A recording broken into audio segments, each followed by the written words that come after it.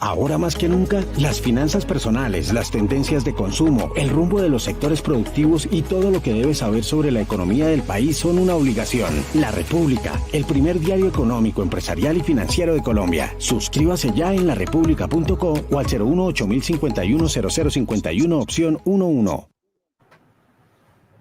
Bienvenidos a un nuevo Insight de la República. Hoy nos acompaña Carlos Fernando Forero Bonel, director de Asogravas. Bienvenido.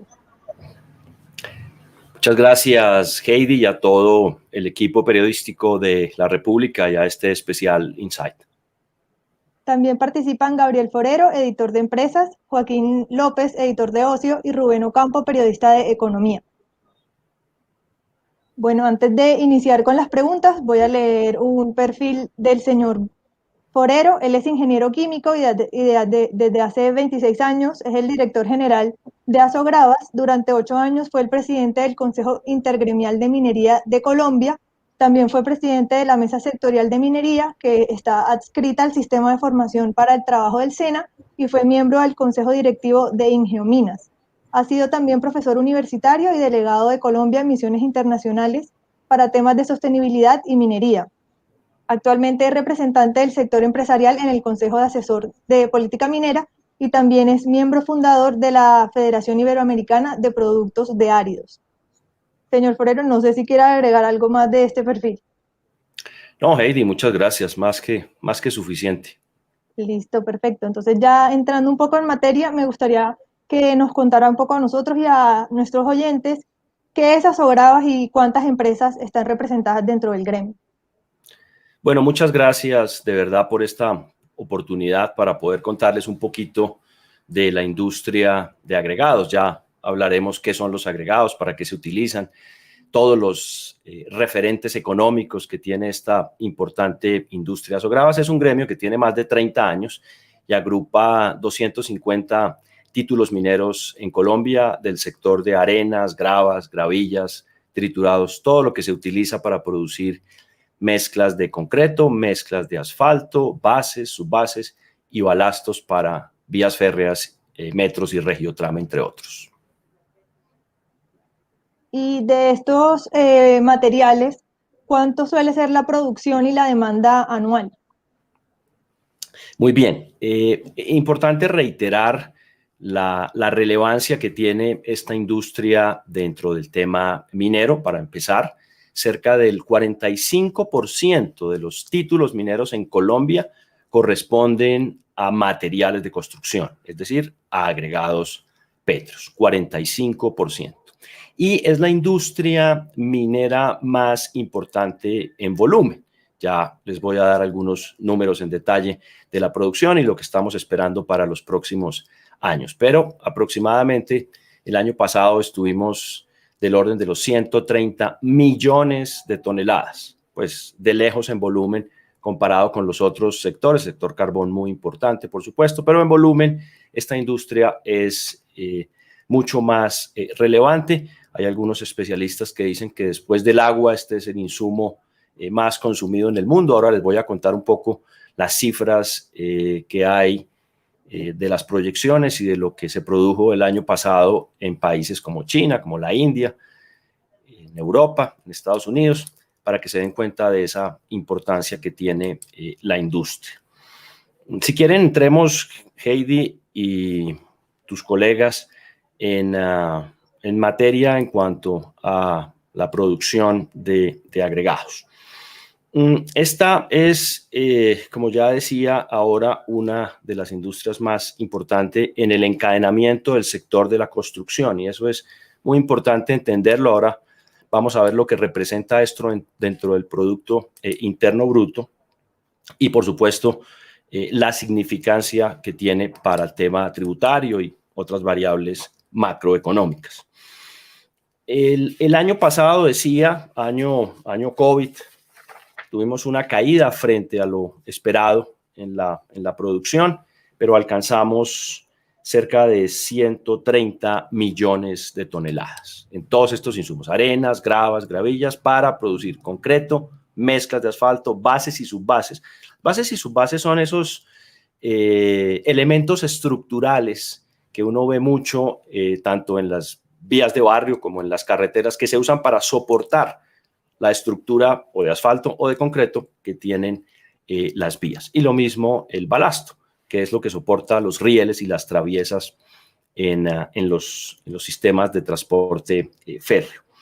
Este año nosotros estamos esperando, y ahora vamos a hablar también, me imagino, del impacto que está teniendo este paro y los bloqueos, pero estamos esperando más de 140 millones de toneladas, es decir, un crecimiento del orden del 10% en la producción, es decir, en la demanda de materiales de construcción.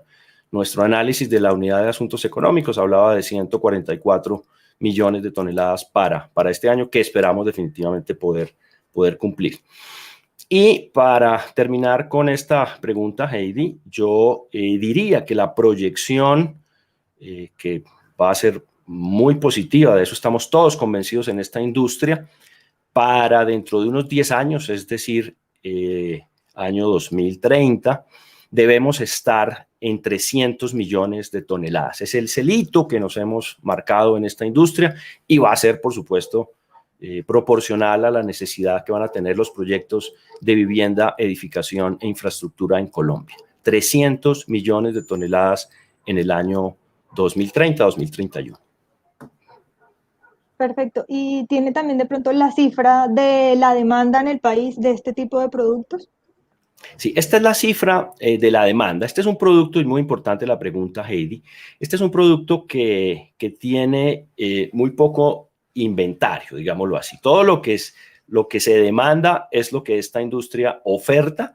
Estamos muy cerca de los centros de consumo, entonces nosotros producimos lo que la industria nos demanda, lo que las concreteras nos piden, lo que las plantas de asfalto nos piden, lo que los constructores de obra civil demandan para sus proyectos y los constructores de vivienda en ese mismo orden.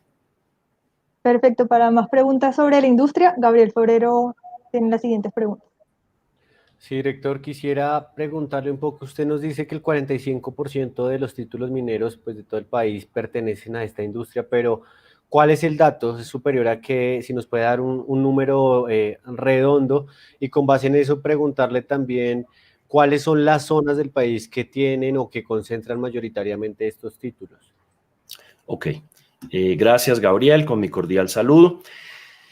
El 45% de los títulos puede, más o menos, porque esto es un número muy dinámico que maneja la Agencia Nacional de Minería y también la Secretaría de Minas de Antioquia, pero podemos estar hablando fácilmente de unos 4.000 títulos mineros que están repartidos a lo largo y ancho del territorio nacional, porque hay una característica muy importante en este sector y es que es necesario que estén cerca a los centros de consumo por lo crítico que es la variable logística y en particular el transporte, en especial en un país como Colombia, donde cerca del 95%, si no un poquitico más, de los materiales de construcción, de los agregados pétreos, se transportan por carretera. Entonces hay que estar cerca a los centros de consumo. Tenemos algunos casos donde las fuentes se han ido alejando por temas ambientales, por temas de desarrollo urbano, por temas, por supuesto, del propio crecimiento y dinámica que han tenido las ciudades. No se puede hacer minería dentro de las áreas urbanas, pero 50 kilómetros, digamos que es el radio, si uno pudiera llamarlo natural, de donde estas fuentes distribuyen a los centros de consumo. Llámese plantas de concreto, llámese plantas de asfalto, llámese los propios proyectos de infraestructura o cualquiera otro, como hablábamos ahora, de las vías férreas. Así es de que uno diría que en Colombia cada municipio mínimo debe tener una cantera y la tiene que tener definitivamente cerca. Otro tema importante a propósito de esta pregunta, como lo mencionaba Heidi, cómo estamos compuestos en Asogravas, que es como está compuesta la industria. Aquí hay un grupo muy importante de productores de concreto, integrados verticalmente en el cemento también. Son las grandes concreteras cementeras, multilatinas, multinacionales, colombianas. Y también tenemos constructores de obra civil que tienen plantas de asfalto y operaciones de agregados que necesitan para abastecer sus operaciones. Y un grupo muy grande de productores independientes dentro de estos 250 títulos que abastecen tanto a asfalto como a concreto y a bases y subbases en el mercado. Ahora, dos preguntas que me surgen tienen que ver. La primera, pues usted nos habló ya de las expectativas de producción, pero para dejarle claro a nuestra audiencia, ¿hay algún porcentaje del total de todos los materiales necesarios que se importe o que de pronto de nuestra producción también se exporte? Y la otra pregunta tiene que ver con que a raíz pues, de lo que ha pasado en los últimos, sobre todo pues, en el año, como usted bien dijo, año del inicio del COVID-19, ¿qué ha jalonado más al sector? ¿La venta de casas o las concesiones y la infraestructura? Ok. Esta es una industria nuevamente local. Es un producto de bajo costo unitario, bajo precio de venta relativamente. Así es de que es perfectamente no transable. Se han hecho algunas exportaciones, por ejemplo, San Andrés, digamos, necesita insumos del continente. Algo en algún momento se pudo llevar a Centroamérica y de hecho entró también algo en algún momento de Centroamérica, Guatemala en particular, por una crisis muy particular en una operación en la costa atlántica, pero esta es una industria local en Colombia y en el mundo. Es una industria que tiene unas limitaciones muy fuertes en el tema de logística, particularmente de transporte. Como en el caso colombiano, pues nuestra condición es básicamente transporte por carretera, pues la tenemos obligatoriamente que llevar a cabo por este modo.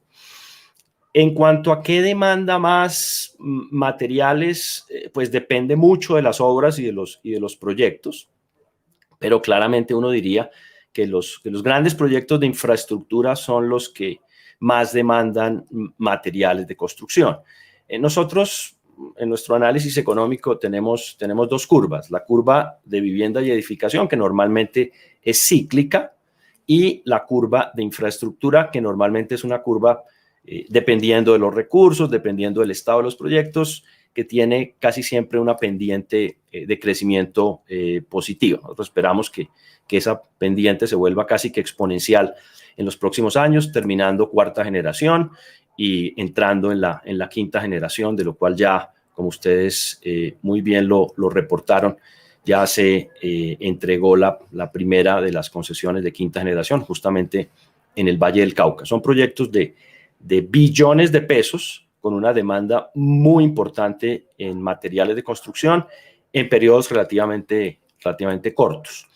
Los proyectos de vivienda también vamos a depender si es vivienda de interés social, si es no bis, si es edificación, si es dotacional, pero normalmente uno sí pudiera concluir que es mucho más fuerte la demanda desde la infraestructura que desde la vivienda y la edificación. Pero los dos son fundamentales y absolutamente complementarios en cuanto a la demanda de nuestros materiales. Una característica particular, por supuesto, es que el concreto, es decir, los agregados para mezclas de concreto, pues son mucho más utilizados o son utilizados en vivienda y edificación, no tanto las mezclas de asfalto, que sí son para proyectos de infraestructura, proyectos carreteables de infraestructura. Perfecto, Joaquín López tiene las siguientes preguntas. Sí, señor. Son varias cosas precisamente sobre lo que tiene que ver con la industria. Y lo primero es, en este momento, ¿cuánto dinero se calcula que puede estar moviendo la industria y cuáles son las expectativas para este año? Gracias, Joaquín, con mis buenos días. En términos de valor de la producción por ventas, esta es una industria de unos 3.5 billones de pesos al año. 3.5 billones con B al año. Es una industria muy importante por el volumen, a pesar de su bajo costo unitario, como ya lo mencionaba, bajo precio unitario, como ya lo mencionaba ahora. Esto significa, estamos hablando más o menos, si quieren nos sentamos sobre lo que va a ser 2021 idealmente, estaríamos hablando de 144 millones de toneladas, es nuestra proyección de crecimiento, más o menos un 10% frente a lo que se produjo el año, ofertó, demandó el año pasado. Esos son 12 millones de toneladas mensuales y son, y aprovecho esta pregunta de Joaquín para mencionarlo. Yo ahora me voy a conectar ya con el tema de transporte y el impacto que está teniendo el bloqueo. Son más o menos 480.000 toneladas diarias que hay que mover. Entonces, 3.5 billones y si quieren me adelanto también y les cuento lo que eso representa en impuesto al valor agregado, que es lo interesante de esta industria. Esos son más o menos 700.000 millones de pesos. Esta es una industria que está gravada con el impuesto al valor agregado, 19% sin excepción. Tenemos problemas serios de informalidad que también ahora más adelante los comentaremos. Pero redondeando nuevamente, Joaquín, 3.5 billones. Y sumado a esto, se podría decir que con la creación de empleo tanto directos como indirectos.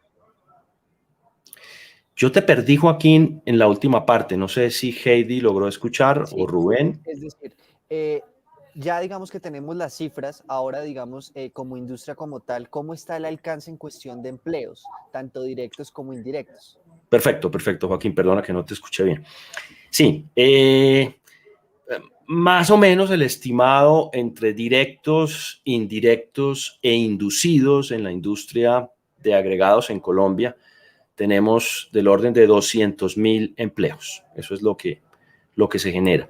Es una industria que es, me vuelvo un poco a como Heidi lo preguntaba, cómo está compuesta. Es una industria que es bastante heterogénea en cuanto a los tamaños, porque la industria minera tradicionalmente es una industria que no es muy intensiva en mano de obra, es mucho más intensiva en capital. Pero la industria de materiales de construcción tiene dentro de esa heterogeneidad una característica muy importante y es que pues, las empresas pequeñas son más intensivas en mano de obra. Entonces se puede decir que es una industria que presenta un buen equilibrio entre intensiva en capital, pero también importante generadora de mano de obra. Y adicionalmente es muy importante ver el encadenamiento tanto hacia adelante como hacia atrás que genera esta industria. Ahí están los indirectos y los inducidos. Es una industria que mueve mucho el tema de transporte. Es una industria asociada también al sector de la construcción. Por supuesto que aquí no están los empleos de la construcción, pero sí en la cadena hasta donde empieza la construcción, ahí tenemos unos empleos importantes. Y en el encadenamiento hacia atrás, pues todo lo que son los insumos, desde servicios de alimentación, cafetería, repuestos, mantenimiento, servicios de ingeniería, servicios ambientales, uniformes, todos los elementos de salud y seguridad, en fin. O sea, es una industria de un encadenamiento importante y, por tanto, generadora de estos 200.000 empleos. Precisamente sobre estos temas relacionados con construcción y con la extracción, Rubén Ocampo tiene las siguientes preguntas. Sí, doctor Forero, muy buenos días. Bueno, en cuanto al PIB, en el primer trimestre del año, pues vimos un PIB de construcción y de explotación de minas y canteras con un comportamiento negativo respecto a ese primer trimestre del año pasado. Desde Asogravas, ¿qué proyecciones de pronto tienen pues para lo que viene? Muchas gracias, Rubén, con mi saludo. Somos optimistas. El año pasado fue un año muy difícil. La industria estuvo cerrada durante un tiempo, producto de que no había, primero, demanda en el sector de la construcción porque estaba cerrada la actividad. Fue, sin embargo, una de las primeras actividades que pudo tener licencia para funcionar, quiero decir, desde los protocolos de bioseguridad, por sus características. Me refiero a construcción de vivienda y a construcción de infraestructura, y en esa medida pues se pudo reactivar el sector y nosotros nos acomodamos muy rápidamente a esos protocolos. Pero el año pasado fue un año difícil. Para este año nosotros estamos proyectando un crecimiento del 10%, basado en todos los proyectos de infraestructura que ya están financiados en su gran mayoría y que están en el pipeline del gobierno nacional, lo que va a ser quinta generación y terminar cuarta generación. Pero también va a ser muy importante los proyectos de infraestructura de las grandes ciudades. Para solo mencionar el caso de Bogotá, va a ser muy importante. Bogotá, nosotros estamos esperando que en el pico. Bueno, entonces este 10% nos va a llevar a esos 144 millones de toneladas en el año 2021. Esperamos que así sea. Pero hay ciudades que van a tener una demanda muy fuerte, no será en el 2021, de acuerdo con los cronogramas de los proyectos, es muy probable que sea en el 2022, 23 y 24. Me refiero en particular a las troncales de Transmilenio del Instituto de Desarrollo Urbano aquí en Bogotá. Me refiero también, por supuesto, al proyecto Metro, que tiene una demanda gigantesca de materiales de construcción. Nosotros calculamos, y también quisiera ponerle sobre la mesa ese número, nosotros calculamos que el proyecto originalmente, como estaba diseñado, unos 6 millones de toneladas sería la demanda durante toda la construcción. Pero ahora con la ampliación de esta primera línea, como lo tiene previsto la alcaldesa, es probable que lleguemos a casi 7 millones de toneladas, sin hablar de lo que ya está propuesto en el plan de ordenamiento territorial, que esperamos se apruebe muy pronto por parte del Consejo, una vez salga de la revisión de la Autoridad Ambiental, de la CAR y de la Secretaría de Ambiente, logremos garantizar que esa demanda agregada a las nuevas líneas de metro pues se dé en la próxima década. Pero unos 7 millones de toneladas es lo que esperamos solo en el metro. Ahí están las troncales, ahí están todos los proyectos de valorización, ALO, accesos norte, ampliaciones de muchas vías, todos los programas de valorización, en fin, es realmente billonaria la inversión que tiene el distrito, y no hablemos de lo que tiene también Medellín con el metro de la 80, Barranquilla tiene proyectos muy interesantes, todas las ciudades realmente tienen un plan muy ambicioso, porque dentro de esa proyección, pues nosotros entendemos claramente, como lo definió el gobierno nacional, que este sector, el de la construcción, es el contracíclico perfecto para garantizar el mayor empleo y el mayor crecimiento de la economía dentro de todo el encadenamiento. Muy bien, bueno, sin duda, uno de los retos más grandes que tiene esta industria es la ilegalidad en cuanto a la producción de materiales. ¿Qué está haciendo para pues, combatirla, para disminuirla? ¿De pronto tienen estimaciones en cuanto a la ilegalidad y la producción que esta está generando en el país? Muchísimas gracias, Rubén, por esa pregunta, porque la verdad esa es nuestra mayor preocupación y nuestro mayor dolor de cabeza. Incluso durante esta primera parte de la pandemia, el año pasado, lo que pudimos evidenciar fue un desafortunado incremento en la ilegalidad y la informalidad. Y lo primero que hay que mencionar, pues, es el esfuerzo grande y el compromiso y la voluntad política que tiene el gobierno, tanto en el Ministerio de Minas como en la Agencia Nacional de Minería, para disminuir o idealmente acabar con la ilegalidad. De la mano de esto está un esfuerzo con la DIAN, con el Ministerio de Transporte. Nosotros hemos estimado que cerca de la mitad de los materiales de construcción, de los agregados que se demandan y se consumen en Colombia, tienen algún tipo de ilegalidad, en lo minero, en lo ambiental, en lo tributario, en lo logístico, es decir, en el transporte, y aún, desafortunadamente, en el tema de las economías ilegales, el lavado de activos. Cuando nosotros hablamos de ilegalidad, y la ilegalidad que nos preocupa es la ilegalidad asociada a quienes tienen títulos mineros, permisos ambientales, autorizaciones ambientales. Nosotros entendemos la problemática de los que no tienen título, de los tradicionales, artesanales, areneros, pero digamos que ese es un tema que además el Ministerio de Minas tiene un programa muy sólido de apoyo, de legalización, de formalización y de bancarización para darles oportunidades. Pero nos preocupa es ese que tiene la licencia, que tiene el título minero y no paga las regalías que corresponden, evade el impuesto al valor agregado, y eso le hace un daño gigantesco a la economía. Nosotros hemos estimado que ese hueco que le abre a nuestras finanzas la informalidad, particularmente e ilegalidad, particularmente con la evasión tributaria, alcanza los 350.000 millones de pesos. Eso, en el marco en el que estamos debatiendo una próxima necesaria reforma tributaria, pues Sin duda alguna que sería muy importante, y es nuestra propuesta al gobierno nacional, la hemos venido planteando desde hace varios meses, que se logre un fortalecimiento de la DIAN, que se le den todas las herramientas y todos los insumos para que logremos garantizar que ese multimillonario hueco que se está produciendo, pues más bien genere recursos para el Estado. 350.000 millones de pesos es una barbaridad.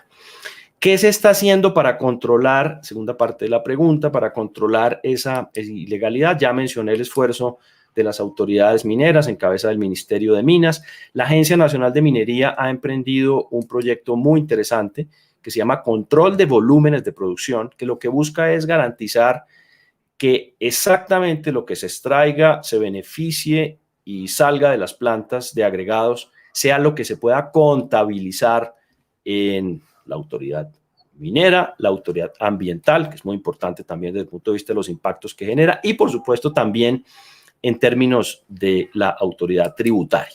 Este proyecto es un proyecto muy interesante, está todo el compromiso de la presidencia y del equipo de trabajo de la Agencia Nacional de Minería y creemos que va a garantizar un mejor recaudo muy rápido si logramos implementar. La DIAN está también haciendo parte de ese esfuerzo y es un ejercicio que estamos enmarcando dentro de una campaña que tenemos con los gremios de materiales de construcción que se llama Compra Formal, Construye Legal, que busca esencialmente garantizar el cumplimiento de todas las variables de legalidad que tiene esta industria, incluyendo las de calidad.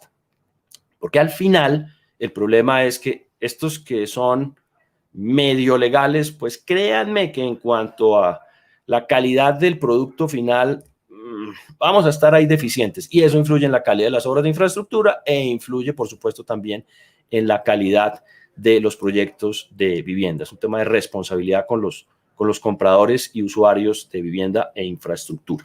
Eso, a grandes rasgos, es lo que estamos haciendo en ilegalidad. Aquí yo me pudiera quedar 2 insights más contándoles lo duro que es para esta industria poder competir en ese escenario de ilegalidad con pues, actores que tienen, por lo menos, si incumplen todos estos condicionamientos legales, por lo menos un 30% de diferencia en su precio de venta final frente a la competencia. Eso es muy desleal y muy difícil y muy desestimulante si no logramos muy rápidamente entrar en esos procesos de control de volúmenes de producción, de garantía de buena fiscalización por parte de la DIAN para recuperar esos ingresos. Y por parte de ustedes, ¿hay algún seguimiento de que de pronto esos materiales sean efectivamente legales, que tal vez sean sacados pues, de una minera que sí tenga todas las licencias, que sí cumpla con todos los requisitos de ley?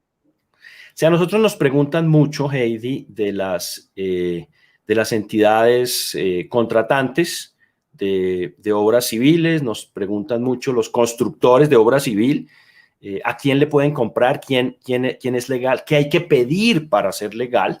Incluso con el IDU estamos desarrollando una nueva versión del directorio de proveedores de materiales de construcción, que es un instrumento muy interesante y ojalá en todas las gobernaciones y en todas las alcaldías pudiéramos tener ese directorio de proveedores que permitan garantizar que los que están inscritos están cumpliendo con todas las normas mineras, ambientales. Este director de proveedores del IDU todavía no tiene lo tributario, allá queremos llegar y con base en eso el contratista pueda saber quién es formal, quién es legal. Nosotros ayudamos mucho en ese ejercicio de cómo se puede fiscalizar, dónde puede haber esos hoyos negros por donde se va el tributo de las empresas. Hay muchos mecanismos, no son tan sofisticados, pero la verdad sí se han vuelto práctica común para la evasión del IVA, como por ejemplo facturar por transporte.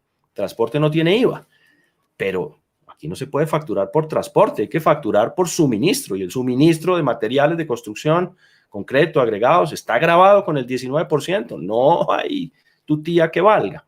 Eso desafortunadamente, pues no se está cumpliendo. También tenemos algunas empresas de ingeniería que facturan IVA sobre A y U. Pues es legal, digamos, pero realmente lo que están es comprando unos materiales, están recibiendo un suministro y no están teniendo el servicio de ingeniería, pero ellos le llaman colocación, compactación, cualquier cosa, y ahí evaden también una parte importante de ese impuesto. Es una lucha de verdad que por lo menos el 60% del tiempo se lo invertimos a eso para poder tener una industria formal, legal y que compita lealmente en este mercado. Perfecto, ya pasando a otro tema, pues esta industria también necesita licencia minera, ambiental, social. Entonces quería conocer cuál es su opinión respecto a estas consultas populares que han frenado otros proyectos extractivos, no necesariamente de estos materiales para construcción, pero si de pronto podría haber un riesgo para la industria también en este sentido. Y gracias, Heidi. Nosotros lo vemos más como una oportunidad que como un riesgo o amenaza. La verdad es que el tema social es hoy un determinante. Por supuesto, la licencia ambiental, el título minero, son las exigencias mínimas. Pero hoy, como es bien sabido por todos, la licencia social es absolutamente imprescindible. Y vemos una oportunidad es porque nosotros creemos que en la medida en que haya un buen relacionamiento con el entorno, un buen relacionamiento con el alcalde, un buen relacionamiento con las comunidades cercanas, incluso por las que circulan los vehículos, pues esto va a ser sostenible. De lo contrario, muy difícil. Nosotros siempre hemos acompañado al gobierno en ese proceso y a las altas cortes en ese proceso de incorporación de todos los mecanismos de coordinación y concurrencia. Creemos que es fundamental, creemos que es muy importante que los alcaldes conozcan los proyectos, le den el apoyo que estos proyectos necesitan y por supuesto que las comunidades reciban los beneficios. Las empresas afiliadas nuestras, pues todas tienen unos programas sociales muy robustos que van más allá de lo que exige la ley y les han dado la posibilidad pues de operar en la gran mayoría de los casos sin muchas dificultades. De todas maneras, pues claro, hay intereses de todo tipo que a veces utilizan estos mecanismos de participación ciudadana para beneficios particulares. Tratamos de conciliar muy rápidamente esos intereses y a veces son las mismas comunidades las que a esos que llegan con estos intereses le dicen, no, tranquilo, aquí la empresa aporta esto, aquí la empresa da empleo de calidad y los procesos se pueden llevar a cabo. Creemos que la licencia social es necesaria, más en las circunstancias que estamos viviendo y pues todas nuestras empresas cumplen con ese ejercicio. No hemos visto realmente una parálisis de la industria por estos procesos o por la implementación de los mecanismos de participación ciudadana. Repito, nosotros los vemos más como una buena oportunidad para mejorar.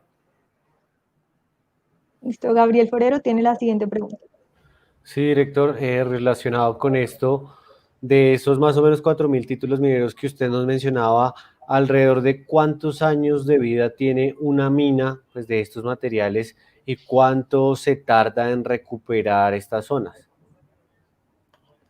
Muy buena pregunta, Gabriel. Pues yo me temo que no tengo aquí la respuesta, como probablemente no la tenga pues nadie, pero hay un ejercicio muy interesante que se está haciendo por parte de la Agencia Nacional de Minería, que es la incorporación de los estudios de recursos y reservas en los planes de trabajos y obras. Esto le permite al Estado conocer, y cuando decía que nadie tiene la respuesta, pues realmente Colombia está entrando en un ejercicio que es conocer sus recursos y sus reservas para todos los minerales.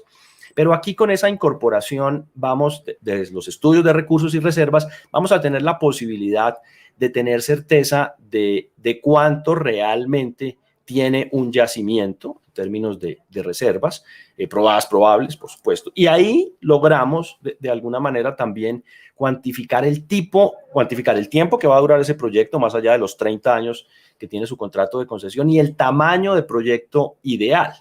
Aquí yo creo que ha habido históricamente pues una falta de planeación y de planificación porque se entregan títulos mineros y licencias ambientales sin saber realmente cuánto existe.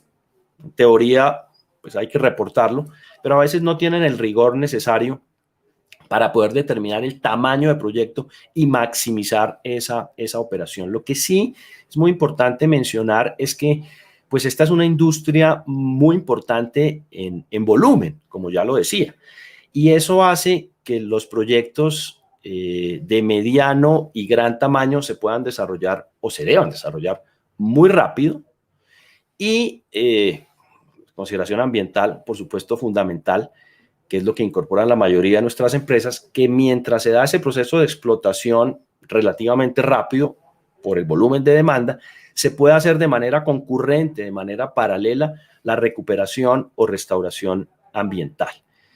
La mayoría de estas operaciones pues están cerca de los centros urbanos, incluso en suelos de alto valor para usos posteriores, lo cual obviamente obliga desde el racional económico a tener unos programas de rehabilitación, restauración, recuperación morfológica y ambiental muy buenos y darle muy rápido el siguiente uso al suelo. ¿Cuánto puede durar una mina?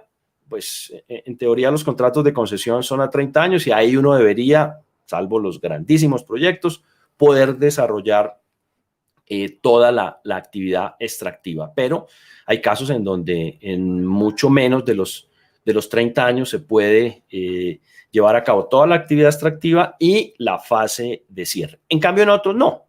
En otros tú necesitarías una prórroga de ese contrato. Pero lo ideal es que entre 20 y 30 años uno pueda hacer todo el ciclo minero, incluido el cierre, que es muy importante. No estoy seguro que hubiera contestado toda la pregunta de Gabriel. Tal vez tenía una segunda parte que de pronto me faltó, Gabriel. No, señor, era pues básicamente después de esto, pero teníamos que ver, era más cuánto puede tardar en recuperarse esa zona una vez pues se le agoten los recursos. Pero con base en la primera respuesta creo que... Lo ideal es hacerlo de manera concurrente, entre otras cosas, porque desde el punto de vista de planeación minera y económica es lo menos costoso. Si uno espera a terminar completamente la actividad extractiva para la recuperación, es probable que no le alcancen los recursos. Entonces eso sí hay que hacerlo de manera paralela y de manera muy bien planificada. Es decir, los estériles que va sacando, la tierra que tiene un valor importante desde el punto de vista nutricional, la vas reutilizando, los lodos del proceso de producción los utilizas, su producto del proceso de producción los utilizas como material para retrorellenado y así vas recuperando. Esa es la lógica y el racional de esta industria. Falta todavía mucho desde el punto de vista de cierre de minas. Nosotros hemos venido proponiendo, casualmente el viernes estuvimos en una visita a una empresa afiliada nuestra en el municipio de Tabio, que tiene un programa muy interesante de recuperación y de rehabilitación ambiental. Y ahí estábamos con el presidente de la Agencia Nacional de Minería y su vicepresidente de contratación viendo la importancia de garantizar que se lleve a cabo ese cierre, sobre todo en suelos de gran valor, municipio de Tabio. Ahí hay un cierre espectacular con usos alternativos del suelo en agroindustria, también en tema ambiental. Hay una zona de lagos muy importante con especies de avifauna, un proyecto apícola, pero hace falta todavía, para quienes no son tan responsables y lo hacen tan voluntariamente, poder tener unos instrumentos como una fiducia, por ejemplo, que permita garantizar desde el inicio de un proyecto que aquí va a haber, más allá de que se quiebre la empresa, de que no termine, cualquier cosa puede ocurrir, de que logre garantizar la recuperación del suelo. Y eso debe costar un dinero y ese dinero debe estar disponible para poderlo hacer. Listo, Joaquín López tiene la siguiente pregunta. Sí, señor. Ahora, otro punto es, hasta el momento, perdón, uno de los proyectos que se adelantaba en el sector antes de la pandemia era el de transporte de los materiales de bitrenes. ¿En qué va esta propuesta? Gracias, Joaquín, por la pregunta. Sí, este es un negocio de logística, esencialmente, y la optimización de transporte, tanto de los modos como en la eficiencia de lo que existe, me refiero al modo carretero, es fundamental. Nosotros hemos venido proponiendo desde hace muchos años y ustedes se acordarán que lo planteamos trayendo expertos de Argentina y de México, la posibilidad de poder tener transporte de alta eficiencia. Eso traduce, como muy bien lo dice Joaquín, los bitrenes. Son vehículos que tienen mayor número de ejes, donde no se incumpla el peso por eje, peso máximo permitido por eje, 8 y 11 toneladas máximo, pero se pueda mover un mayor volumen. Tiene algunas dificultades para geografías como la de Colombia, porque los radios de giro de un bitren pues no funcionan subiendo la línea o en zonas como las que tenemos en el departamento de Santander, en fin, es complejo. Pero el gobierno sabe que hay una oportunidad muy interesante para optimizar el transporte y minimizar el costo por tonelada del transporte en agregados. Porque en muchos casos el flete cuesta, si no lo mismo, más que el propio costo del agregado.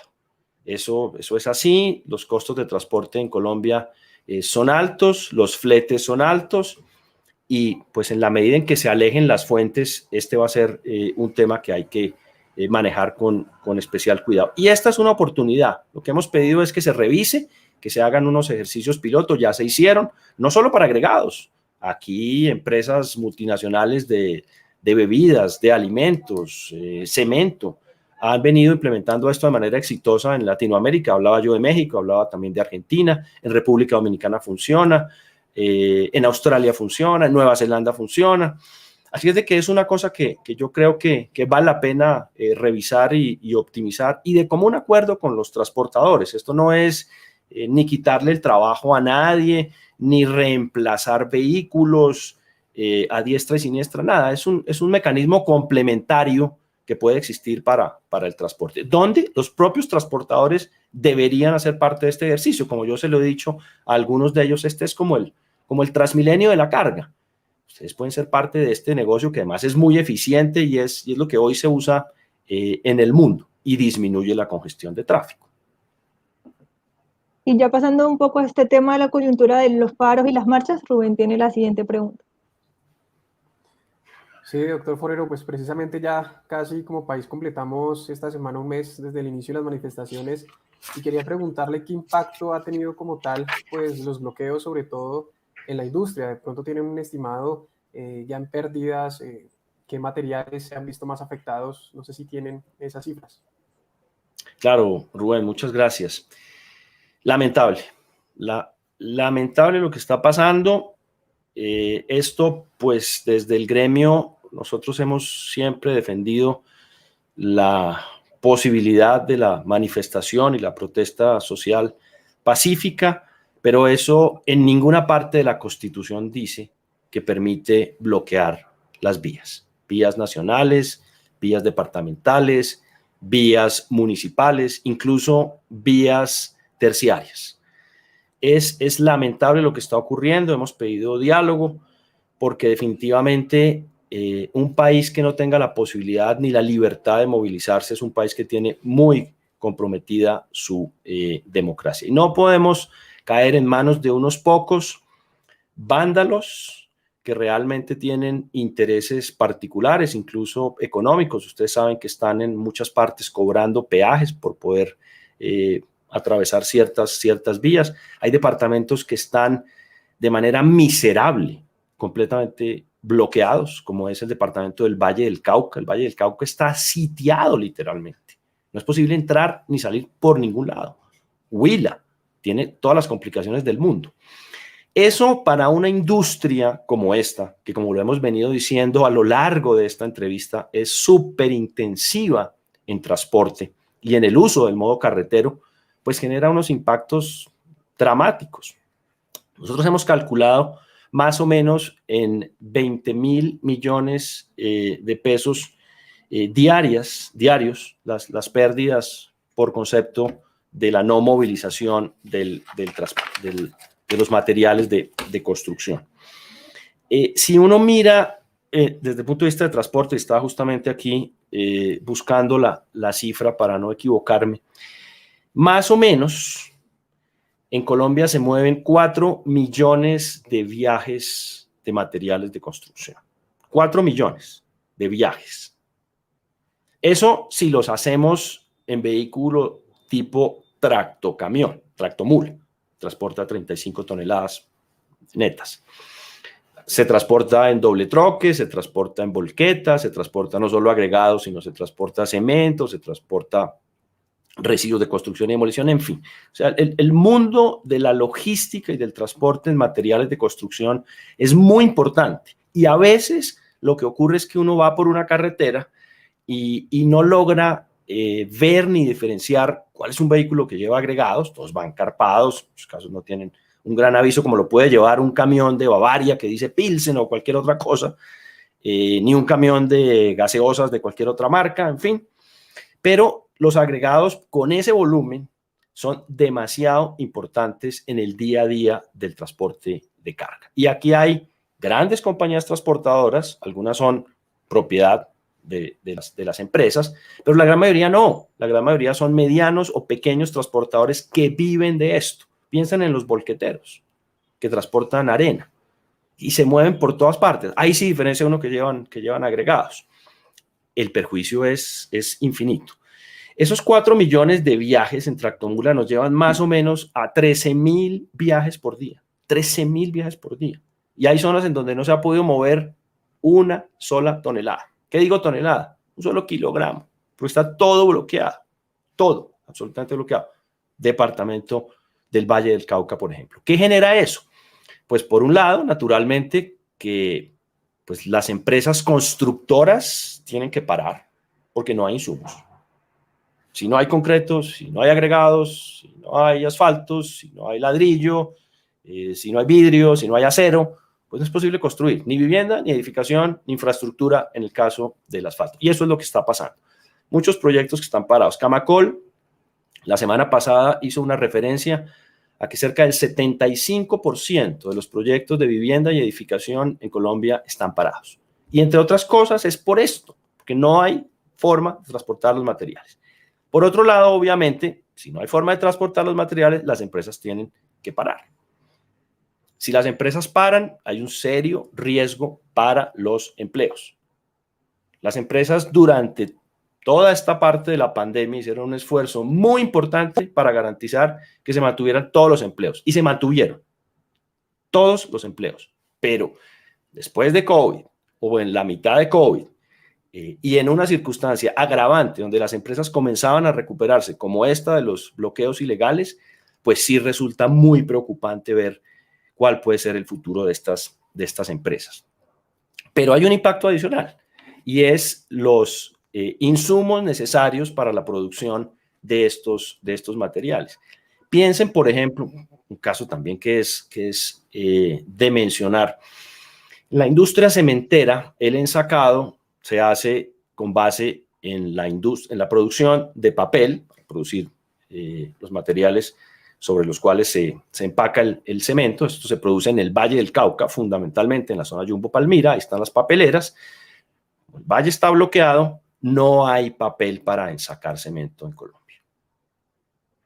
Algunos esfuerzos grandes se han hecho por vía aérea. Imagínense los costos que eso tiene, pero ya ni siquiera es posible llegar al aeropuerto de Palmira en el Valle del Cauca. Entonces, el impacto es gigantesco. Hay varios hornos apagados, ya hornos cementeros. Lo que cuesta no apagar el horno, sino encenderlo posteriormente es mucho.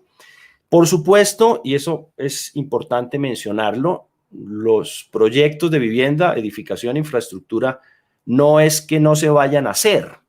Los proyectos se harán en el momento en el que se pueda, en el momento en el que sea, y van a utilizar materiales de construcción, y van a utilizar agregados, y esa demanda está represada. Pero ahí hay un impacto muy grave en el mantenimiento de la operación de las empresas y los costos del mantenimiento de operación de las empresas. Las empresas no pueden esperar a recuperar sus ingresos a final del año y mientras tanto ¿De dónde salen los recursos para pagar los empleos, para hacer el mantenimiento a los equipos, para pagar los impuestos? Pues de alguna parte. Y habrá que endeudarse, y a los costos del crédito en Colombia, pues eso puede hacer que muchas empresas, cuando venga esa demanda represada, ya no sean viables. Y no hablar de la percepción internacional que hay para inversión de capital extranjero. Hay algunas empresas en el área de construcción que pueden decir perfectamente: la Colombia no es un país seguro, yo estos recursos que tengo más bien los invierto en otro país que me va a generar un rédito mucho mayor, y estamos perdiendo esa credibilidad frente a la inversión extranjera y nacional, inversión extranjera y nacional, que es supremamente importante.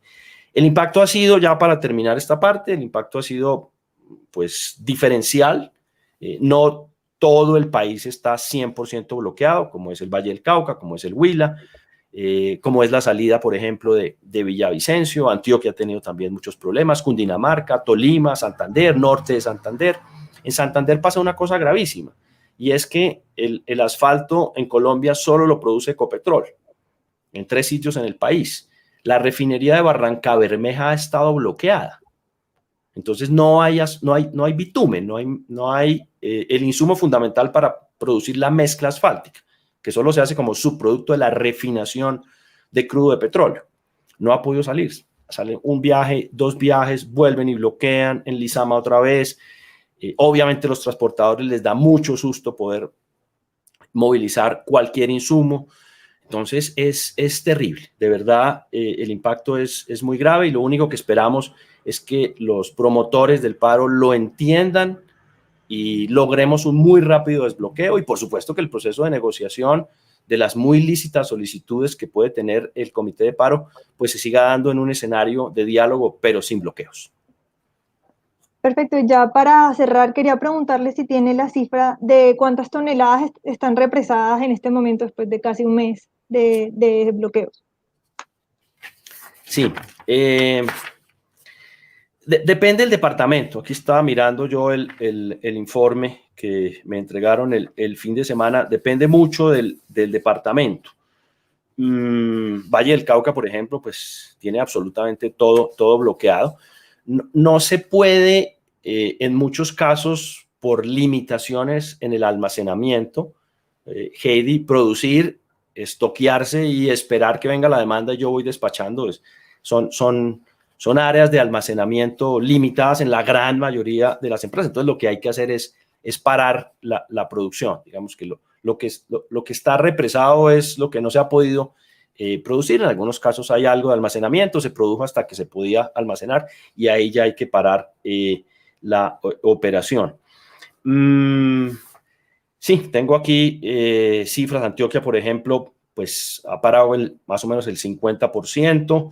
La costa atlántica un poco menos, pero ya se ha comenzado a sentir también el impacto. Santander es muy grave. El eje cafetero solo hasta el fin de semana se logró destapar el paso por la línea. Pero nos preocupan mucho departamentos como Valle y Huila, que tienen 100% de la producción completamente detenida. Más o menos yo tengo aquí unas 300,000 toneladas que pueden estar represadas, por llamarlo de alguna forma, que es lo que se ha debido producir en estos días a nivel nacional. Y ahora sí, la última pregunta. Con estos bloqueos y estos retrasos, entonces se podrían ver comprometidas obras súper importantes para el país, como el Metro de Bogotá. No, yo no creo que se vayan a ver comprometidas a tal punto de que no se puedan hacer o finalmente sean proyectos que en algún momento se aborten. Como decía ahora, aquí lo que va a haber es un retraso muy importante que va a tener unos costos, o que ya está teniendo unos costos importantes, y que puede tener un riesgo en el empleo muy grande.